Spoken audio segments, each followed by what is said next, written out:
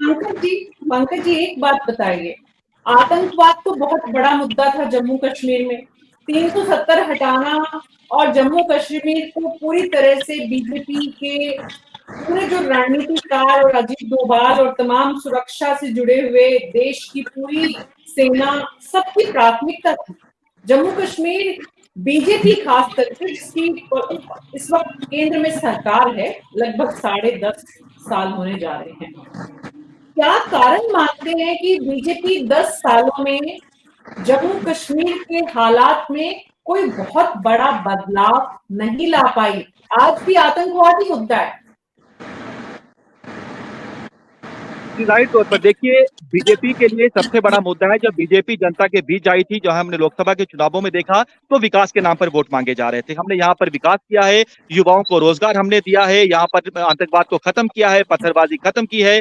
जो यहाँ पर लोग पिछले सालों में जो जितनी भी सरकारें रही उन्होंने विकास नहीं किया, हमने विकास किया है। लेकिन इन चुनावों में सबसे बड़ा मुद्दा रहने वाला है आतंकवाद, क्योंकि लोग यहाँ पर बेहद ज्यादा तंग आ चुके हैं आतंकवाद से। आप देखिए कि जो खासतौर पर पहाड़ी ऐसे इलाके हैं, वहां पर साफ तौर पर एडवाइजरी जारी की गई है कि रात के समय आप, क्योंकि पहाड़ों में ज्यादातर यहाँ पर पहाड़ी हिली एरियाज है, वहां पर लोगों से साफ तौर पर कहा गया है कि रात के समय आप लोग कंबल ओढ़ के ना जाएं, रात के समय जंगलों में ना जाएं। तो देखिए कि लोग क्योंकि रात के समय कैसे वहां पर जाएंगे, ये मुद्दा रहने वाला है। जब जो नेता है वोट मांगने जाएंगे तो जनता सवाल पूछेगी उनसे कि आप देखिए कि जो आपने वादे किए थे उन वादों का क्या हुआ। क्योंकि अगर हम हिली एरियाज की बात करें, वहां पर अभी भी सरकार ने ये कहा है कि हमने हर घर जो है नल से जल दिया है, हमने बिजली पहुंचाई है, सड़कों का हमने निर्माण किया है, हाईवेज हमने बनाए हैं, तमाम जो वादे किए जाते हैं। लेकिन अगर आप जो है शहर स्मार्ट सिटी, तो ठीक है, जम्मू कश्मीर स्मार्ट सिटी की बात की जाती है, काम है। लेकिन अगर आप हिली एरियाज में चले जाएं, दूरदराज के इलाके में चले जाएं, वहां पर विकास से अभी भी जो है वो सरकार कोसों दूर है। वहां पर जब वोट मांगने नेता जाएंगे तो सरकार पूछेगी कि बताइए, क्योंकि 2014 में आप देखिए कि आखिरी बार यहाँ पर चुनाव हुआ था, 2018 में सरकार गिरती है, उसके बाद आप देखिए कि 10 सालों में यहाँ पर लोग इंतजार कर रहे हैं कि चुनाव कब होंगे। लोग इसी का वेट करें, क्योंकि लोग कहाँ जाएंगे, लोग किससे मिलेंगे। हर एक व्यक्ति जो है आप देखिए कि एलजी से नहीं मुलाकात कर सकता, क्योंकि एक प्रोटोकॉल रहता है। लेकिन अगर उनकी चुनी हुई कोई सरकार होगी, कोई नुमाइंदा होगा, कोई विधायक होगा, उनके इलाके का मंत्री होगा, लोग जा सकते हैं। लोगों को दिक्कत आती है क्योंकि लोग हमसे मिलते हैं तो बताते हैं कि अगर आपसे कोई नेता मिलेगा, अगर आपसे एलजी साहब मिलेंगे तो हमारी ये बात उन तक पहुंचाइए।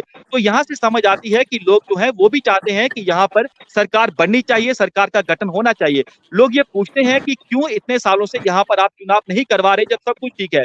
अब क्योंकि ये साफ हो रहा है कि हो सकता है कि आने वाले चंद दिनों में इलेक्शन कमीशन ऑफ इंडिया जो है अनाउंस करे जम्मू कश्मीर में विधानसभा चुनावों को लेकर, लेकिन निगाहें सबकी यही है कि आखिर वो होंगे कब। लेकिन इन चुनावों में दो सबसे बड़े मुद्दे हैं। जो सरकार है वो जब जनता के बीच आएगी, यानी बीजेपी के नेता जब वोट मांगने जाएंगे तो बताएंगे हमने आईआईटी दिया, हमने आईएएम दिया, हमने एम्स दिया, हमने यहाँ पर इंफ्रास्ट्रक्चर को बेहतर किया है, हमने रोजगार दिए हैं, हमने जो है पत्थरबाजी खत्म कर दी है, और जो जो हम कर सकते थे आपकी बेहतरी के लिए हमने वो तमाम किया। लेकिन लोगों को चाहिए रोजगार। लोग आज भी वो मानते हैं कि उन्हें जो रोजगार चाहिए था वो नहीं मिल रहा। बाहरी लोग जो है उनका, लोगों का आरोप रहता है कि बाहरी लोगों को यहाँ पर रोजगार मिल रहा है। ये भी एक बड़ा मुद्दा रहने वाला है।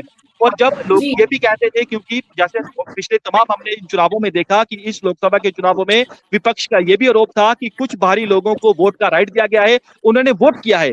और लोग भी ये क्योंकि नेता जो विपक्ष के है वो साफ तौर पर कहते हैं कि आपने यहाँ के लोगों के जो हक है, जो रोजगार उनको मिलना चाहिए था, जो हक उनको मिलने चाहिए थे, वो छीन के आपने बाहरी लोगों को दे दिए। ये भी एक बड़ा मुद्दा है। देखिए, मुद्दे तो यहाँ पर कई रहने वाले हैं चुनावों में, लेकिन तमाम पार्टियां ये पूरी कोशिश करेंगी कि वो जीतें।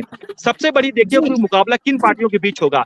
जम्मू में सीधे तौर पर जो मुकाबला होगा वो होगा बीजेपी और कांग्रेस के बीच, और कश्मीर घाटी में सीधे तौर पर जो मुकाबला होगा वो होगा नेशनल कॉन्फ्रेंस पीडीपी और कांग्रेस के बीच। लेकिन गठबंधन जब किसी पार्टी के बीच नहीं होगा तो जनता ये पूछेगी कि जब आपका अलायंस है तो फिर आप लोग क्यों एक साथ चुनाव नहीं लड़ रहे। क्योंकि इशारों में सबने साफ कर दिया है कि हम किसी से अलायंस नहीं करेंगे, हम अकेले चुनाव मैदान में उतरेंगे। बीजेपी की ये पूरी कोशिश रहेगी कि मुख्यमंत्री उनका हो, क्योंकि आप देखिए कि अगर अपनी पार्टी की बात की जाए तो जाहिर तौर पर देखिए हमने लोकसभा चुनावों में देखा पूरी बीजेपी ने सपोर्ट की, उनके नेता के हक में वोट तक मांगे। लेकिन इन चुनावों में अलग अलग पार्टियां जो है जब चुनावी मैदान में जाएंगी तो लोग उनसे पूछेंगे कि बताइए आपने हमारे लिए क्या किया है। क्योंकि आप देखिए कि जैसे मैंने पहले आपको बताया कि जो जितने आम लोग हैं वो सीधे तौर पर नहीं मिल सकते, क्योंकि वो सेक्रेटरी नहीं, सचिवालय नहीं जा सकते, किसी अधिकारी से सीधे तौर पर नहीं मिल सकते, पहले टाइम लेना होता है। लेकिन कोई चुनी हुई सरकार हो, कोई विधायक हो, कोई मंत्री हो, वो डायरेक्ट अप्रोच कर सकते हैं। ये एक नाराजगी है। लेकिन लोगों में जो सबसे बड़ा इस समय जो मुद्दा है, जो गुस्सा भी है, वो है आतंकवाद को लेकर, क्योंकि आप देखिए जी, कि फायरिंग बंद है। जो सीज़फायर जो जी। वायलेशन होता था, वो तो बंद हो गया। वो 2018 के हुँ, बाद हमने देखा कि इंटरनेशनल बॉर्डर पे बंद हो गया। लेकिन हुँ। सीज़फायर बंद हुआ, वायलेशन बंद हुआ, सीज़फायर हुआ, लेकिन उसके बाद हुआ क्या? उसके बाद आतंकवाद अपने चरम पर आ गया। यानी अब जी। मिलिटेंसी पीक पर है, खासतौर पर उन एरियाज़ में जम्मू के 7 ऐसे जिले हैं, जम्मू 10 जिलों में से, जिनमें पुंछ, जी। राजौरी, कठुआ, डोडा, उधमपुर, किश्तवाड़, ये तमाम वो जिले हैं जिन इलाकों में आतंकवाद जो है वो रिवाइव हो रहा है। लोग बेहद ज़्यादा जी। परेशान हैं और यही बड़ा मुद्दा इन चुनावों में इस बार रहेगा।